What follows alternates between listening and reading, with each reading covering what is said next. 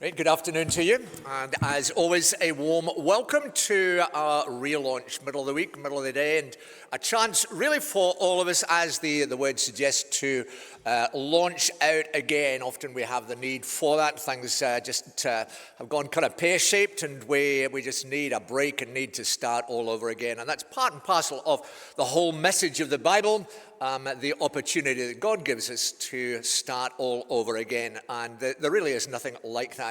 So we're delighted to welcome you here. We like to provide good food and also something for you to chew on in the middle of the day as well. And today's title is simply Hard to Swallow. I got in big trouble earlier on for jokingly suggesting that was about the soup. The soup is not hard to swallow. It's not consomme. It's BTL, bacon, tomato, and lentil, and there is nothing like that. So the soup is not hard to swallow. If you've already had some, you'll know, and you'll have appreciated that. But there are things that we do find hard to swallow. And probably the hardest thing that we find to swallow is usually our pride. We're all proud individuals, and very often I've asked children when I go into the school, I say, what is the most difficult word to say? And I will parade before them the longest word that I know, which is pneumono ultramicroscopic silicovolcanoconiosis, which is, if if the doctor tells you you've got that volcano, that sort of thing, you get worried. It is a condition, it is a disease, an illness, but it's not the hardest word to say. The hardest word to say is actually only 5 letters long, S-O-R-R-Y. It is the word sorry. And we have to swallow our pride to be able to say sorry. And it's easy enough to say when we don't have to say it. It becomes a really hard word to say when we do have to say it. And today's theme is simply hard to swallow. And very often people find not only our pride is hard to swallow, they often find some of the stories in the Bible are kind of hard to swallow as well. Did that really happen?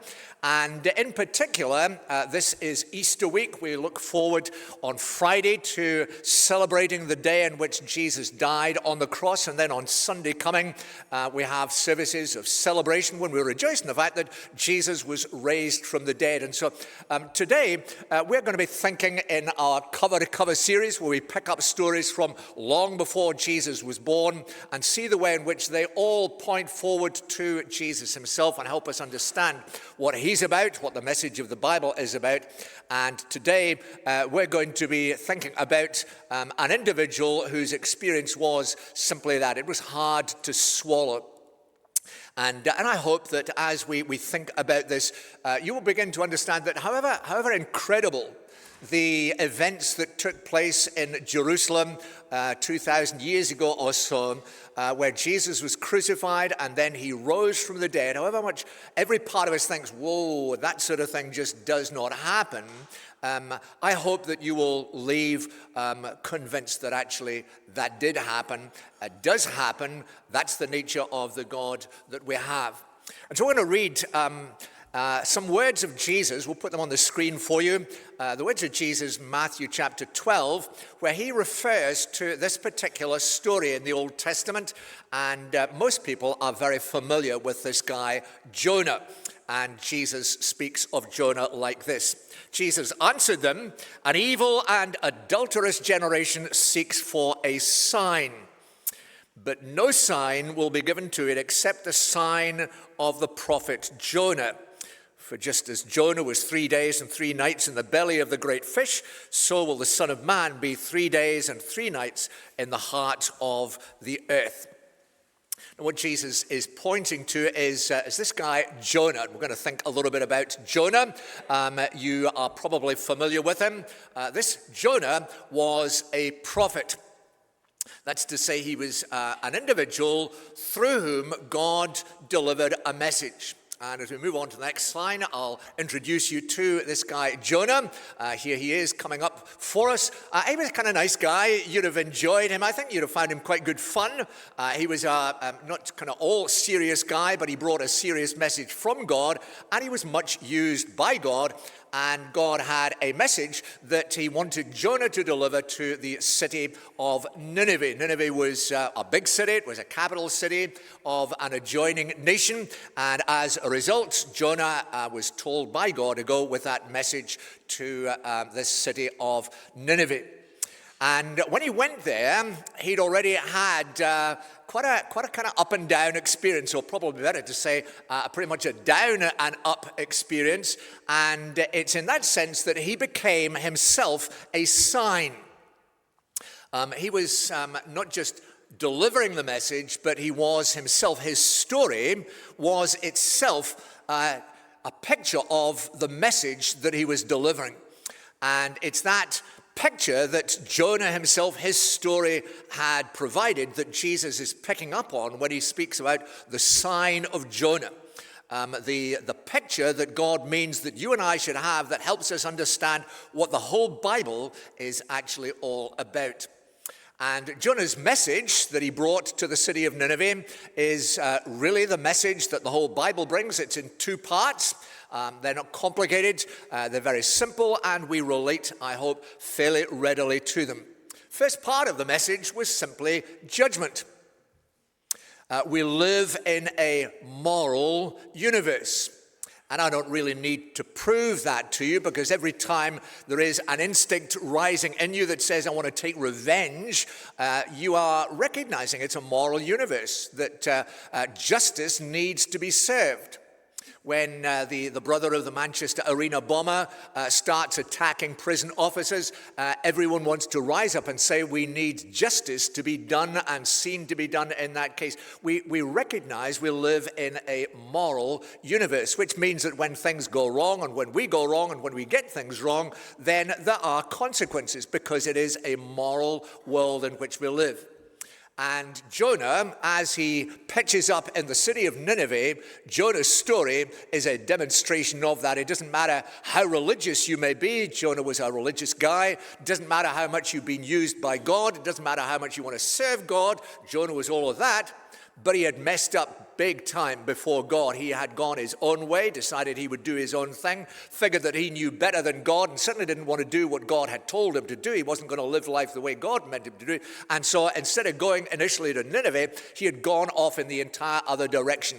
And he ended up totally in deep, deep water, literally. He went on a ship, and the ship got caught in a storm, and he's tipped overboard, and he finds himself in the water like that. And when you pick up in the story of Jonah in the Old Testament, you find Jonah himself saying this: the waters closed in over me to take my life. And that's his story. He is a reminder to anyone and everyone who meets him and hears him that God means what he says when he says, you go your own way, you've got trouble coming to you. Judgment falls when we step out of line with the way the world is made to work. When we step out of line and do our own thing and don't go the way God calls us to do, then judgment follows. And it followed and it hit Jonah. He found himself in deep, deep water, in deep, deep trouble, cast out in the middle of a storm in the sea, and he's a goner.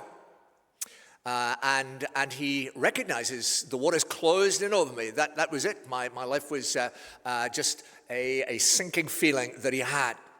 But the other part of his message was the part that Jonah didn't actually want the people of Nineveh to hear. He was quite happy that God could zap the people of Nineveh because he didn't like the people of Nineveh. Nineveh was the enemy, and Nineveh did some pretty nasty things to not only the land of Israel, but to all sorts of other people as well. And Jonah, he just wanted God to zap Nineveh and to destroy and to exercise judgment on Nineveh. He's quite happy with that part of the message, but he knew enough about God to know that that's not the whole message.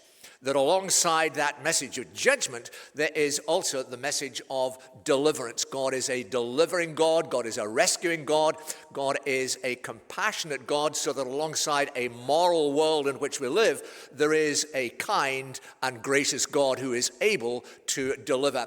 And Jonah, as he stands at the city of Nineveh, he is himself a picture of that. Because this man who was under the judgment of God, this man who was in deep water on account of his own rebelling against God, this man had experienced the deliverance of God. he declares, you brought my life up out of the pit. He was a goner, but God delivered him. We'll put the words on the screen for you. You brought my life up out of the pit. Recognizing that God had delivered him. God delivered him in a quite remarkable way. And it's that sometimes people find a little bit hard to swallow. A big fish was sent by God in the midst of this storm and gobbled Jonah up, and Jonah was inside the big fish for that 3 days, 3 nights. Not a pleasant experience at all, but it actually was the means by which ultimately God rescued and delivered him. And I guess the big fish found it hard to swallow Jonah and kind of eventually spewed him up on the shore. And Jonah, therefore, as he stands and brings this message, is himself a sign that there is not only a moral world in which judgment follows our wrongdoing, but there is a way in which we may find deliverance.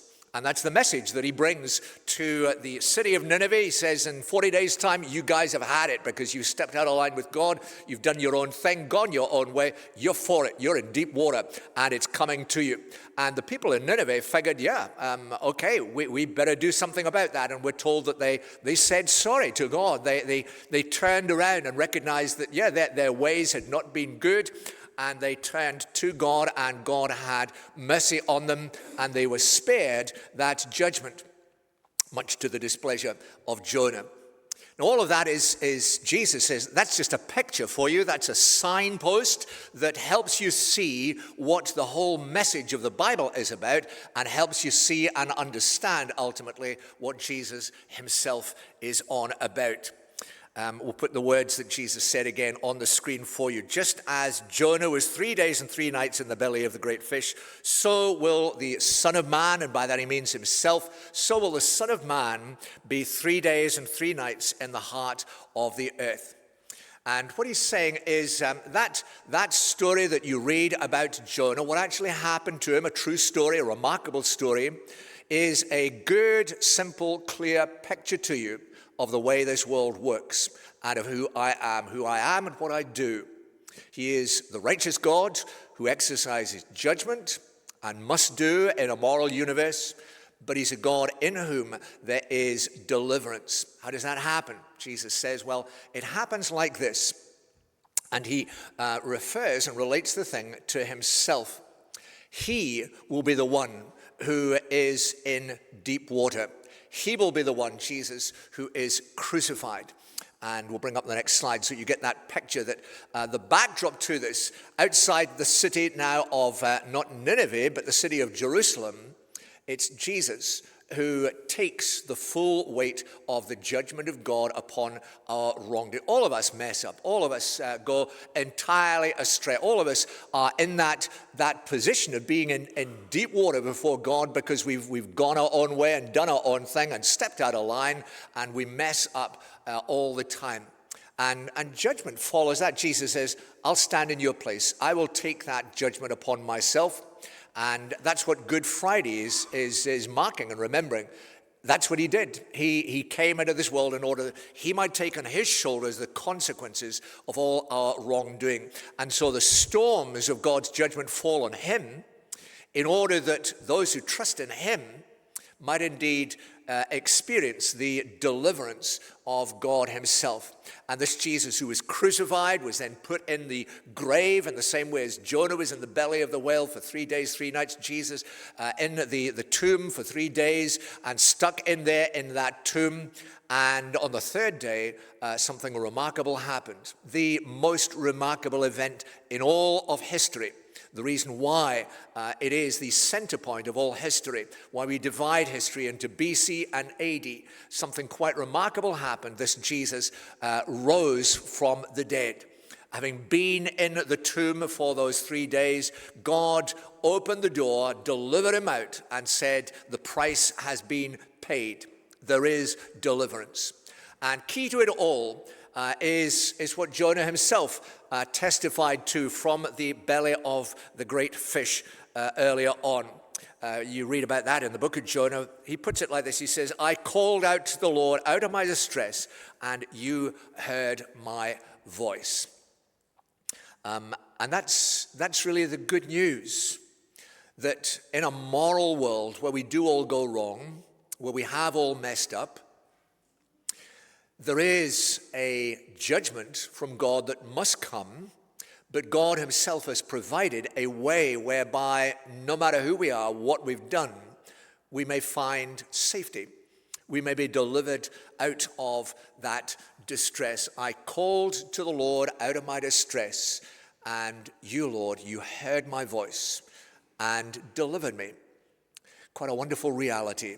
And it's that reality that the Bible means that you and I should begin to discover and experience for ourselves.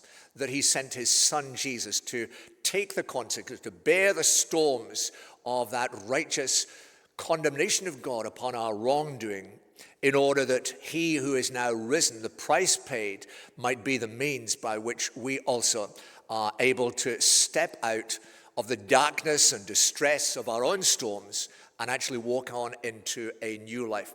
Jonah was a picture, a walking sandwich board, as it were, for the people of Nineveh. That's who God is, and that's what he's like, that's what he does. And that's what they discovered as well.